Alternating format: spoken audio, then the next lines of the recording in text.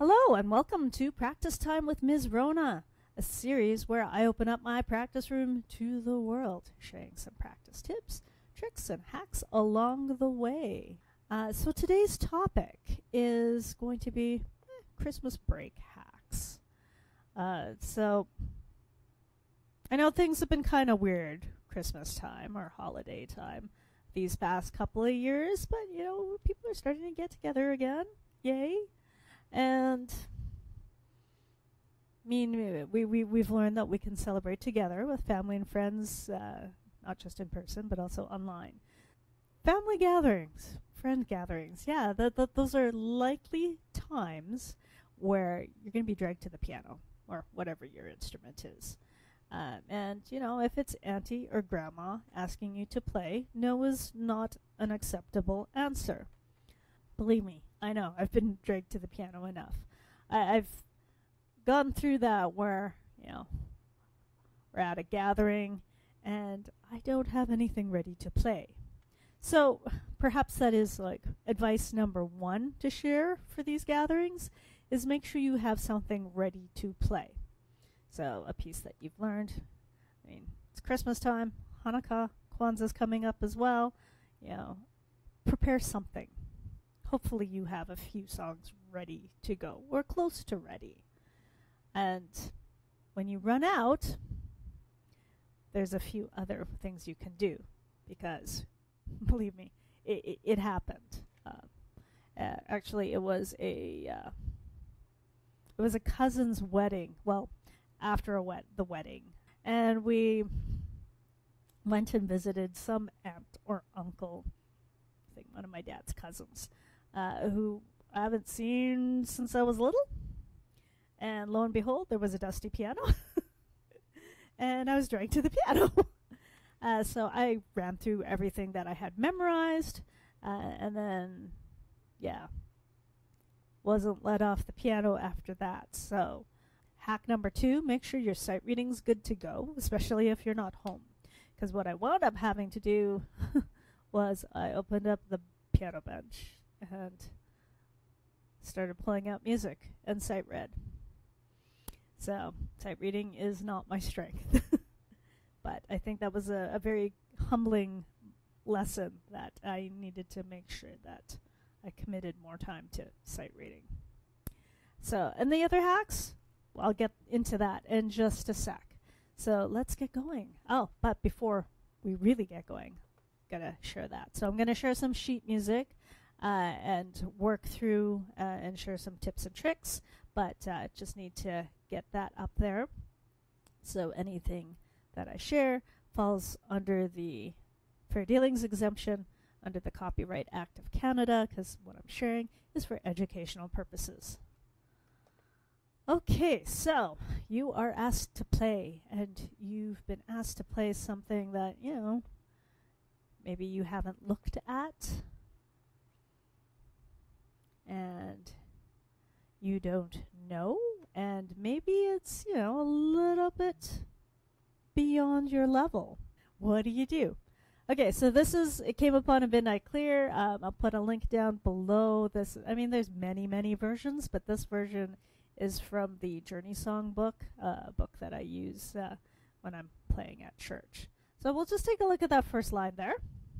So the most important things that you will need to do when you're playing is zoom in on that melody. I guess it really depends if people are singing or not. And then the next thing is zoom in on these. This is telling you what you can do. So you can play what they have below there, or you can just, simplify the chord. That is essentially what it is. It's a B flat major chord, going to an E flat major chord, going to a B flat major chord, going to a B flat sus4, which is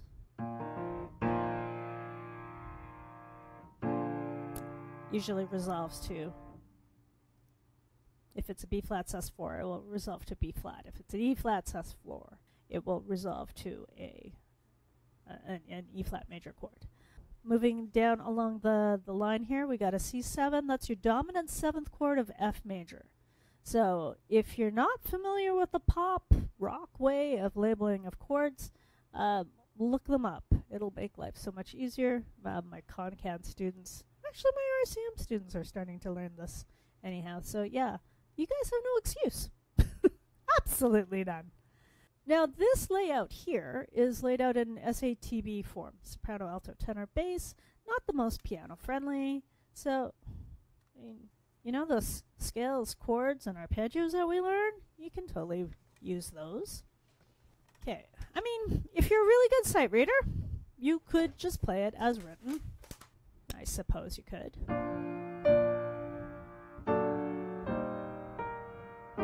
Woohoo! No A flat.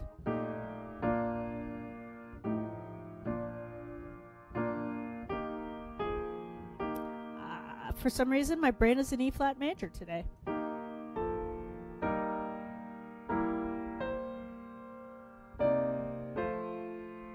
Okay, so intermediate and junior intermediate students, you could just do the triads in your left hand. That's okay. You can go solid chords. That's okay. So simple cheats. Actually, you know, the pre-grade kids, just play the letter. That note. So just play the B flat. So to the E flat.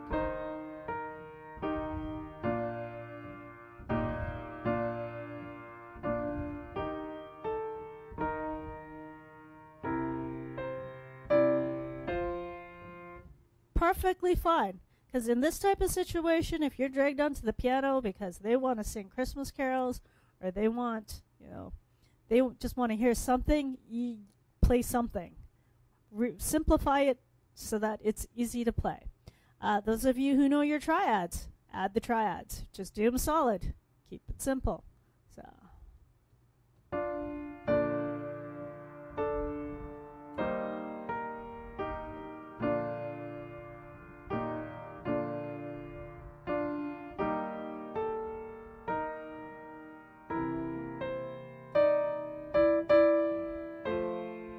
Yeah, and don't get hung up like I did on, like, if I missed that accidental. Just keep going, because chances are someone's singing and they're going to keep going. So just keep going. Forget that you hit the wrong note. Kind of like sight reading. Just forget, move on. So you'll also notice that I didn't play all the, like, I didn't come down on every single beat or pulse. Those of you who know your broken triads, you can toss that in too. I mean, it's 6/8, so you can play triplets.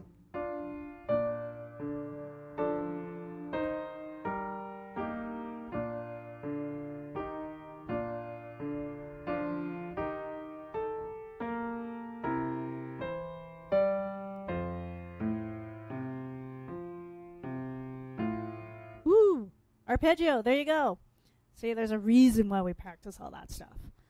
If you're really comfortable, you can split the chord between both hands. Just make sure the melody's on top. So that's usually what I wind up doing when I'm playing this at church.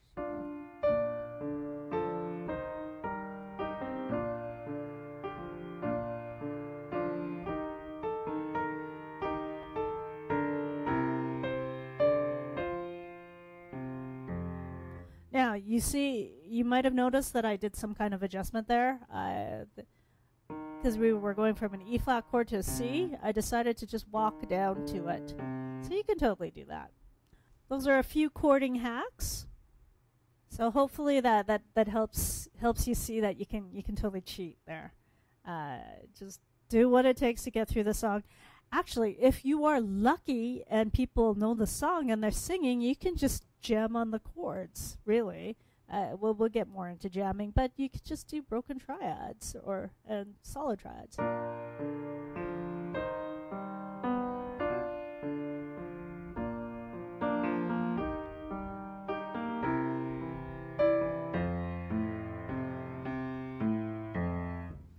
You don't have to give them all the notes, especially if they know the song. So a lot of these are in root position, but, I mean, you practice triads. You practice 4-note chords if you play piano. I mean, everybody practices chords in some way, shape, or form. You could do B flat major. E flat major, rather than going up there, just rearrange it to a position where you don't need to move as far.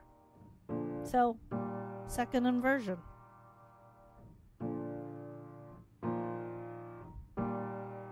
Now that C7 could do this, or could just do that. So yeah, just remember, you have several permutations there for chord patterns. It really doesn't matter what position you play the chord in, for the most part. The sound will still be the same. So number one rule is make it easy for you to get through the piece. So if you need to simplify, if you need to rearrange, if you need to drag, your brother to play the bass while you concentrate on the melody, do it. Other ways to simplify. Okay, let's. So say you've got this. This is from the House Student Piano Library, more Christmas piano solos, level 5. So I'll put the link down below. But if you take a look at this, you don't have the chord symbol. So what do? Maybe you got it for Christmas and, you've only been like fiddling around with it for a few minutes before someone says, hey, play something. Things that you can simplify. Well, these Alberti bass chords, or this broken alternate pattern, you can play them as solid chords. No big deal. No one's going to care. Or, if you're just an intermediate or beginner, play less notes. Okay. The number one thing to focus on is the melody and then keeping that steady beat. Don't worry about anything else. Don't worry about fingering. Just get through it. Grandma will be happy. Grandpa will be happy. Auntie will be happy. So, I'm zooming in on beats 1 and 3. Those are the most important beats, and the downbeats of those. But, if you needed to prioritize further, then just play the beginning of each bar. That's totally fine. No one is going to mind.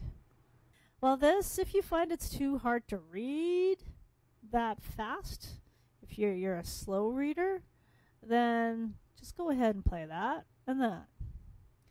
And again, if you need to simplify again, then just play that. Oh, hey, it's the same note, so just hold it for the whole bar. Again, no one's going to mind. Well, this is where learning to read by intervals rather than trying to identify every single note becomes faster. So you can see that here is an octave, and then you're just going down in steps. Here you're going down in steps. Okay, I'm just trying to see other spots that you can simplify. That's about it, really. Here.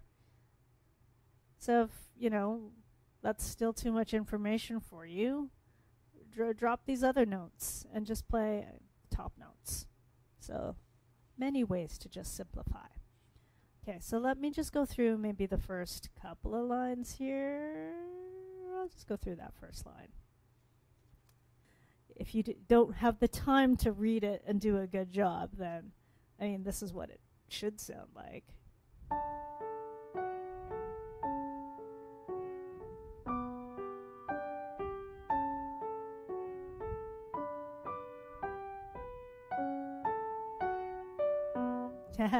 Okay, and that ends my sight reading. If that is too much information and you're starting to, smoke's coming out of your ears, block the left hand like I said, so this is what it'll sound like. I'm just ditching the pedal right now. Okay, I have another chance. There we go.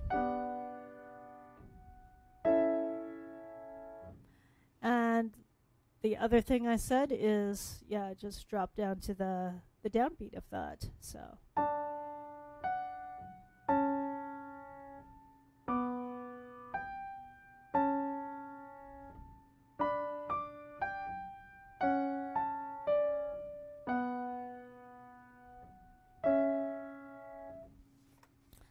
that way you can get through it. Yay! what if you've gone through everything and you're tired of sight reading and you've run out of songs to play? What do? You run out of stuff? Improvise. So let's go through this pattern first. Many of you will recognize it. It is in most pop rock songs. And look up Axis of Awesome. I'll put a link down below. And Puckle Bell Rant, because it's also there as well. Okay, so 1, 5, 6, 4. When you're tired of that, then you end on 1. So for C major, it'll be C, going down to G.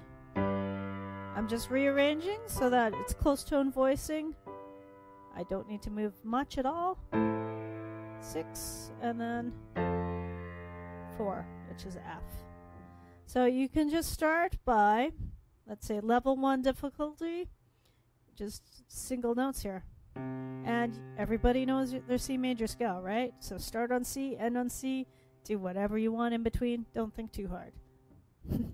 That's one thing I've learned from jazz piano. You learn all your patterns, you learn the structures, you learn your chords, and then don't think too hard. Just let your ear take over, and listen if you're with other people. Listen, get ideas from them, feed off your partners, and that's when fun stuff happens. But yeah, don't get too technical. Get like I said, get technical beforehand. Know the tools. So, but level 1 difficulty here.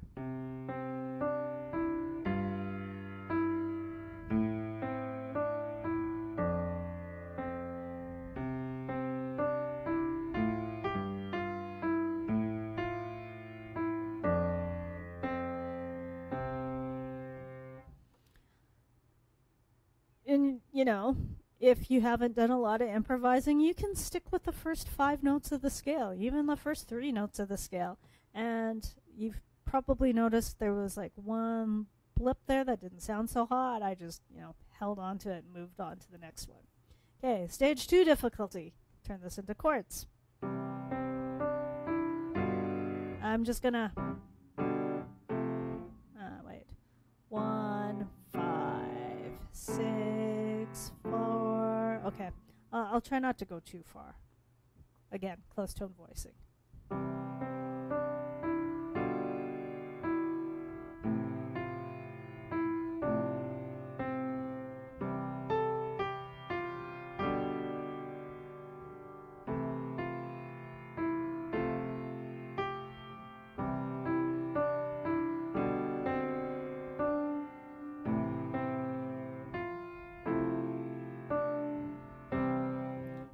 Do you stretch it out for? Think about our songs. A lot of them are like, when you first start, 8 bars. 8. Okay, 5, 6, 7, 8. Some of them are 12 bars. So what's that? 12. I'm reviewing my ASL here. 16 is actually quite common. So 16 is actually kind of nice because then you think, okay, that is 4 pairs of questions and answers. 8 bars is good for beginners because you just do like a question and an answer, which is kind of how I phrase that. Stage 3, so you can do split the chord between both hands, so keyboard harmony. You can get the left hand to do some funky stuff, so single notes.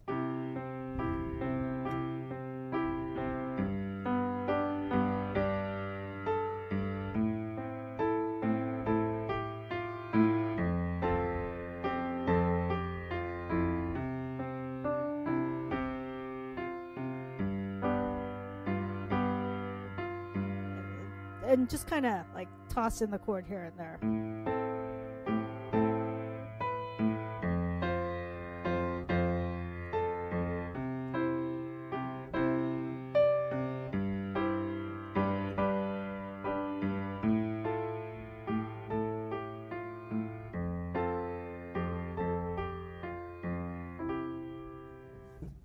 All right, so this last progression, that's I know it looks like a B. It's supposed to be a flat. So it's 1. We're in a minor key. I'm just going to pick E minor. That's the key it's originally in.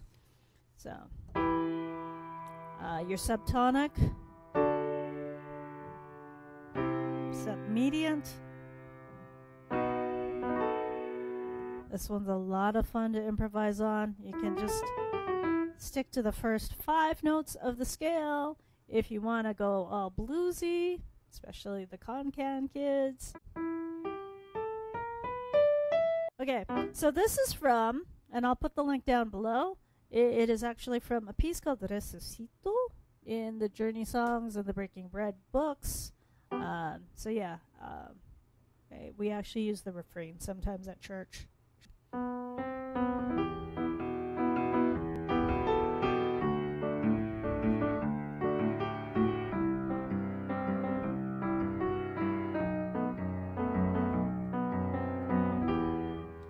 But, I mean, if you're just starting out, then just keep it simple.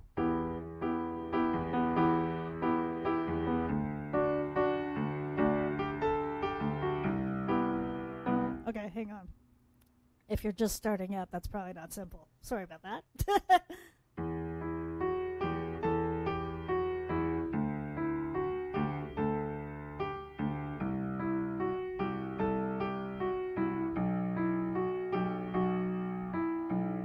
So that could be simple. Or you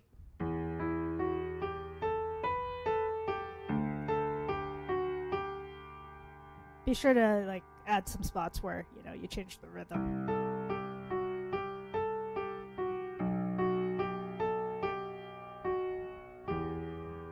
Next step would be this.